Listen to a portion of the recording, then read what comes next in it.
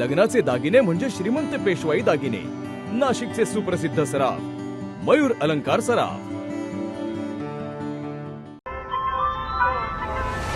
ताज्या बातम्यांसाठी नाशिक न्यूजच्या YouTube चॅनलला सबस्क्राईब करा आणि बेल आयकॉनला प्रेस करा.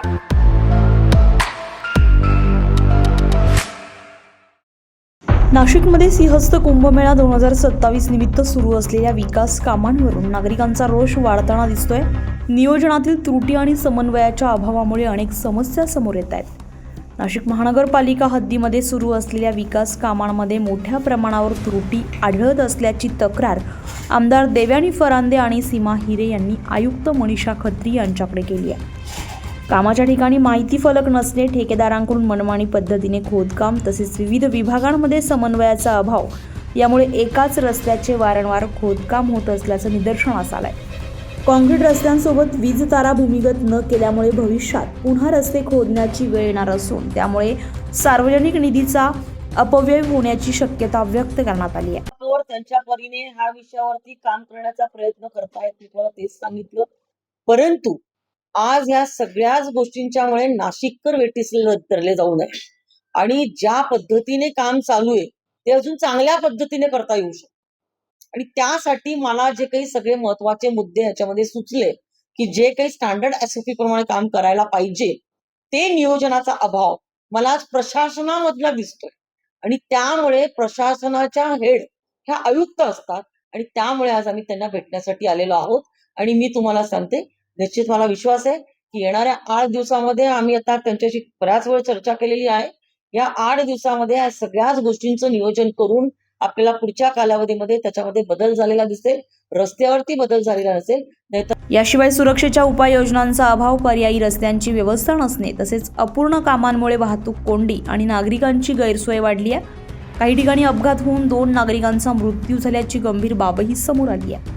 दरम्यान आयुक्त मनीषा खत्री यांनी या सर्व समस्यांची दखल घेत 8 दिवसांत सुधारणा करण्याचं आश्वासन दिलं असून संबंधित विभागांमध्ये समन्वय वाढवण्याचे निर्देश देणार असल्याचं स्पष्ट केलंय.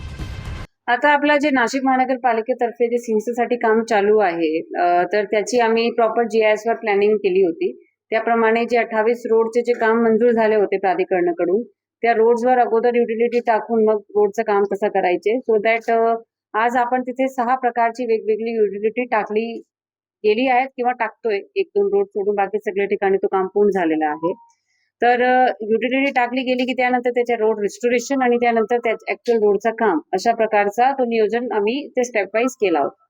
पण ठीक आहे, ते एक विषय असतो की जेवढा आम्ही पेपरवर प्लॅनिंग करतो, GIS वर सगळं केलंय, विथ टाइमलाईन्स केलाय, सगळं ते ट्रॅफिक डायव्हर्जन्स देऊन याला, कारण की भरपूर मल्टिपल डिपार्टमेंटची परवानग्या पण लागतात सगळं प्लॅनिंग करायला. पोलीसची पण ट्रॅफिक डायव्हर्जनची प्लॅनिंग लागतात, ट्रॅफिक वॉर्डन्स पण आपल्याला द्यावा लागतो. नंतर NH क्रॉसिंग वगैरे असेल तिथे पण आपल्याला परमिशन्स लागतात. तर हे सगळं बघून प्रॅक्टिकली जेवढा पॉसिबल आहे तेवढा पण केलेला आहे. तरी मॅडमची, आमदार मॅडमची आणि सगळ्यांची जे काही म्हणजे हे काही आपण जे सूचना आहे की ते तिथे त्रास होतोय तो आहे. आम्ही पण ते अगोदर पण सांगितलं होतं की त्रास तर थोडा आहे, पण आपला आता प्रयत्न हाच राहील की मॅडमनी जी सूचना दिली आहे त्याप्रमाणे पुढचे 7-8 दिवसात एकतर आपण आतापर्यंत जे प्लॅनिंग केली ते दाखवू.